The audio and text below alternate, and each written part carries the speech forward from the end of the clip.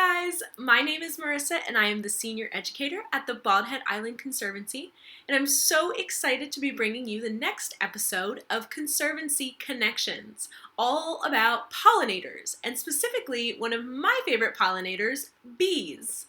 If you're joining us for the first time, welcome, and if you're coming back and have watched other Conservancy Connections videos, welcome back. We rely on the support from viewers like you to keep these Conservancy Connections videos going and appreciate all donations, big and small. If you'd like to make a donation, head on over to the Bald Head Island Conservancy website, click the link below, and when you're making a donation, just remember to put education in the comment section so we know where to put your donation. Alright, well let's get started talking all about pollinators. First off, what is a pollinator? Well, before we answer that question, first we have to talk about pollen. What is pollen? It's that stuff in the air that might make you or your mom or your dad sneeze when we go outside in the spring, right? But what is pollen really? Where does it come from? I'll give you a hint. It comes from something that grows from the ground and generally smells pretty good. Pollen comes from flowers. Now, these flowers can be big or small. They can grow on shrubs or trees or vines, or even fruits and vegetables have flowers. Pollen is located on the male part of the flower called the anther. There is also a female part of the flower called the stigma. In order for plants to reproduce, pollen from the male anther has to get transferred to the female stigma. Then seeds or fruit can grow, and those seeds and fruits can become new plants. But plants don't have hands and fingers, right? So how does the pollen from the male anther make its way to the female stigma? This can be done by wind or water, but it can also be done by our pollen-moving heroes, pollinators. So who are the pollinators? Write in the comments below if you know of an animal that is a pollinator. We have lots of pollinators all around us. Butterflies, moths, beetles, birds, bats, wasps, small mammals, and my personal favorite, bees. So there are lots of different animals that are pollinators. These animals all visit flowers to drink nectar and feed off of pollen.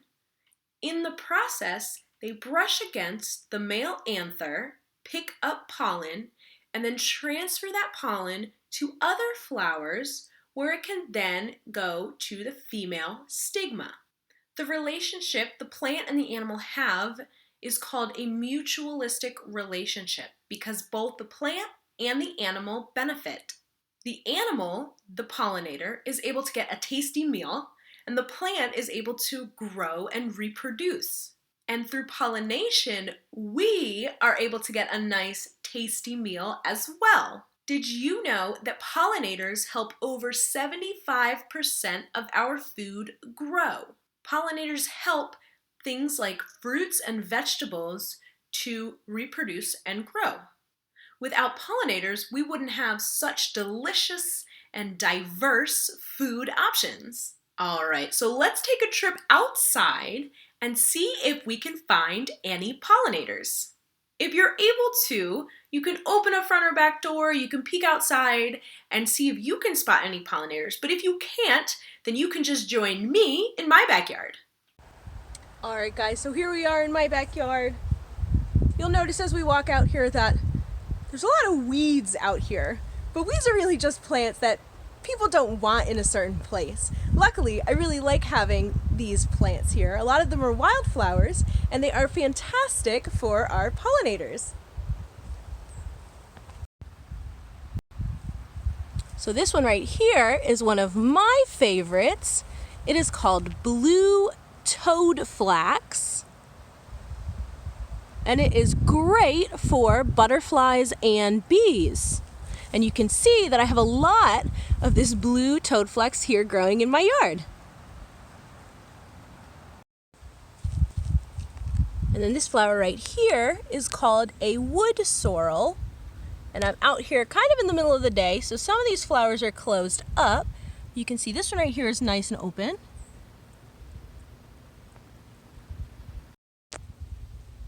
Here are some more of those woodsorrels. These right here are called VETCHES. This little purple flower.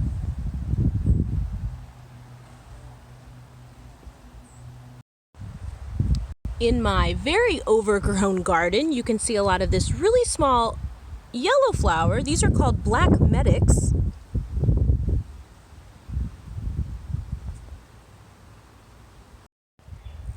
And I am definitely not an expert on all kinds of wildflowers, so when I see a really cool, neat wildflower, I'll take a picture of it, and then I will use the app iNaturalist to try to figure out what it is, which is what I'm going to do with this one, because I haven't seen it before.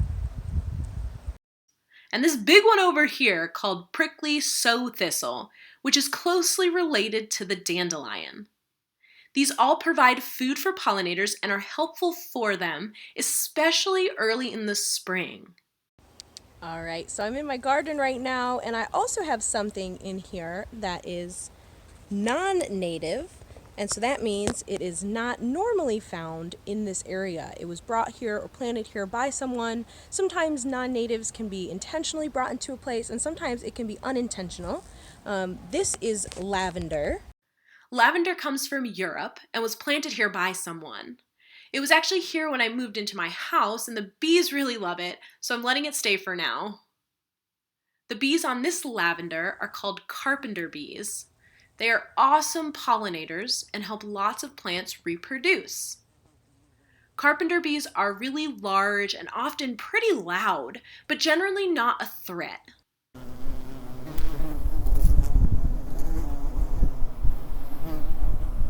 The males act all tough and aggressive, flying near people and pets, but they can't sting. The females can sting, but they generally won't unless you are disturbing them or their burrow. Carpenter bees do not live in hives like honeybees. Some people don't like having carpenter bees around, but I love sharing my backyard with them. Honeybees are a bit different. Honeybees are social and live in hives together. There are many worker bees and one queen bee, and they are known for making and storing large amounts of honey. Their hives are made of wax, which is really important for us humans. We use their wax to make candles and soaps, lip balms, and other kinds of crafts. Many of us also like to use honey as a sweetener.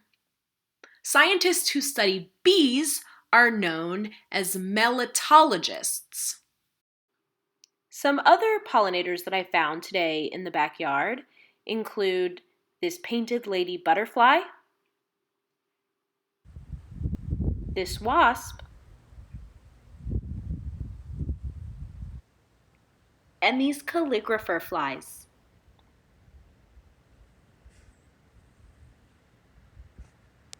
All right, well, let's go back inside.